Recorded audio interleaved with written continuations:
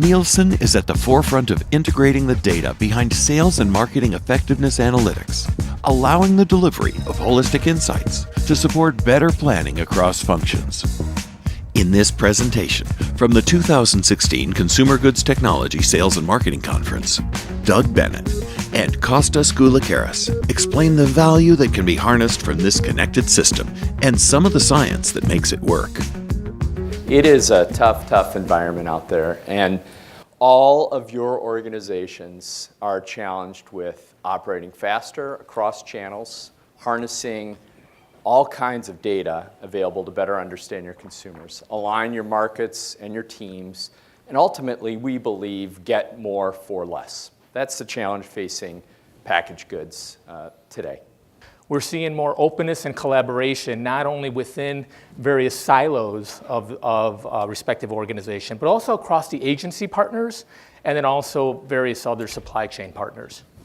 We have 4 principles that we're building this connected system against. First is the most comprehensive, the highest quality, world-class data. Second is embedded diagnostics, embedded understanding of what's driving your business. Nielsen applications and a broader ecosystem of applications that allow you to plan, simulate, and manage your business on a forward basis. And then the 4th component is a data exchange that will democratize and federate first-party, third-party, syndicated, and custom data sources for applications and for that app environment. Nielsen has a commitment to leverage the assets we have in concert with those that are available throughout the industry. Total consumer measurement, which is represented on this page. We want to understand where consumers shop online, offline, how they're purchasing and consuming packaged goods products in their home and on-premise. So those diagnostics need to help you understand what is driving your business, what's driving categories, what's driving your competitors. This needs to be comprehensive to look at the controllables that you manage day in and day out and some uncontrollable market factors that maybe you can't leverage actively, but you need to be in tune with what they're doing for your business so you make the right moves. That's where the application ecosystem comes in.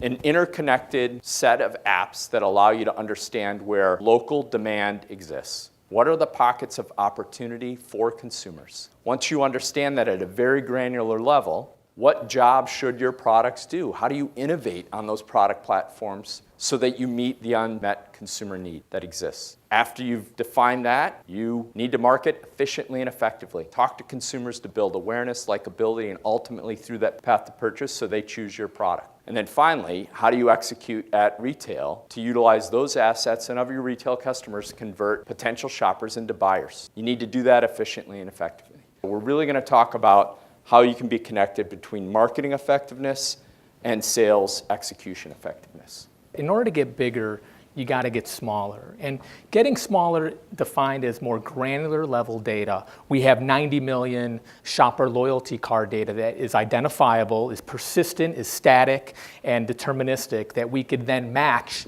to various media impression level data. And the media impression level data is at, again, different levels of granularity.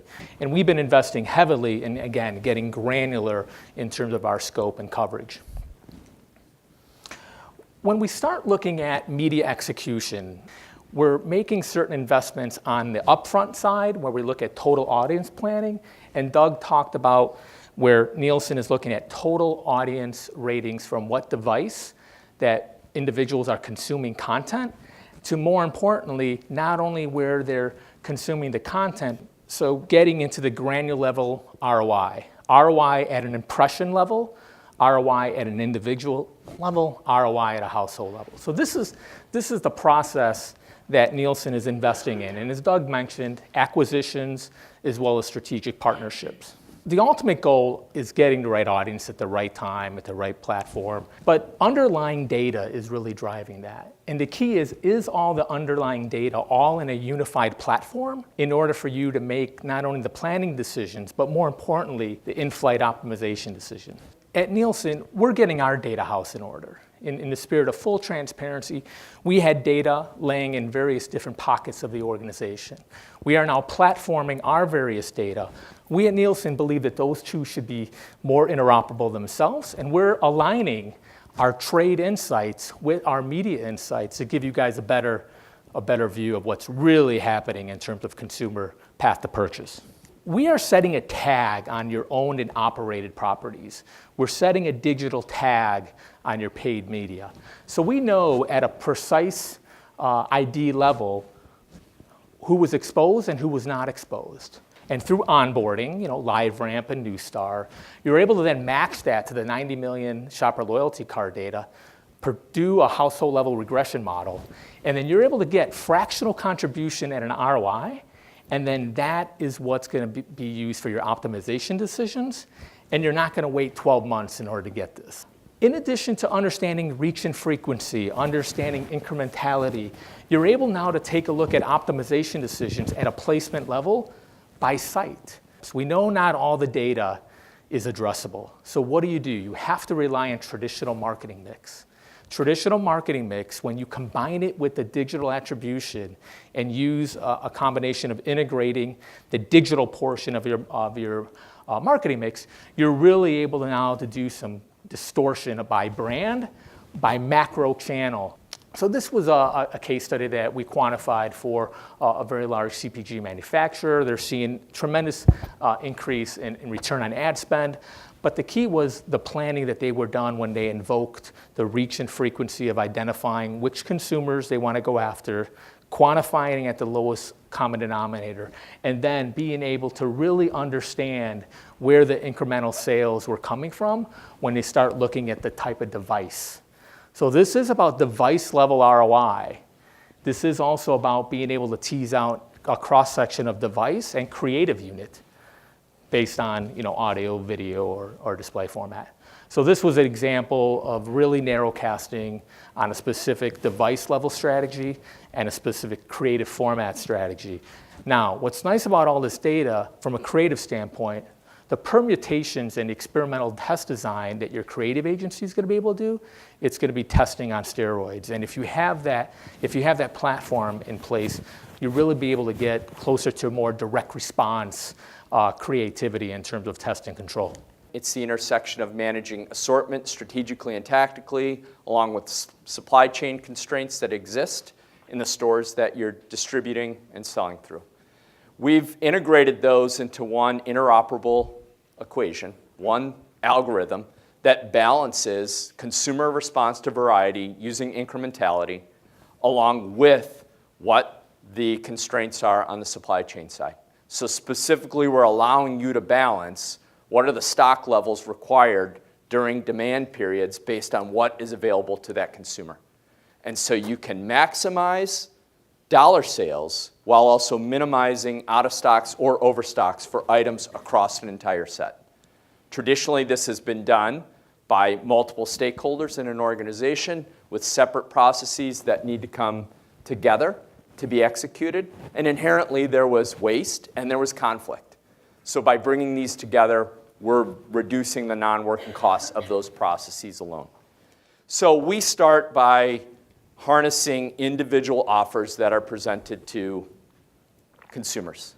What are the characteristics of winning and losing events? So we marry that very rich event-specific insight and the characteristics of that with these competitive interactions to give you insights and principles to set your annual operating plan against.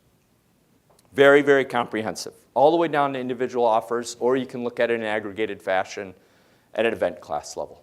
It allows you to, if you're so inclined, do really, really rich post-event analytics. Answer questions about where you're getting the best return across the retail portfolio, what are the specific offers. We counsel our clients and spend most of our energy moving forward with them, planning and simulating how to balance depth, frequency, duration, the timing of promotions, what's the promoted mix, how do we control for the base volume exposed based on the media plan that Costa talked to you about optimizing. You do those in concert, right? They become synergistic and multiplicative. So if you have the media plan right, you have the shelf right, and now you've maximized price and promotion, you're starting to get really, really differential outcomes. Now we're able to look at individual offer execution or event classes with this third lens. So instead of just looking at the traditional, now we're talking about what shoppers responded. But now we have the ability to look at those specific shoppers longitudinally and control what they bought before versus if they keep coming back to our franchise or our promoted products. And suddenly the view of the return on that event is dramatically different, right? So hopefully we've given you a glimpse of how we're helping clients drive big outcomes, leveraging all available information, harnessing it into a democratized, federated environment. We only talked about that a little bit. We spent a lot of time talking about the financial quality analytic applications. You have to have the right strategy. You have to have the right commitment to the change journey. And we believe you need to have those applications in mind when you start and use the right precision that begets the outcomes that you're seeking. Thank you.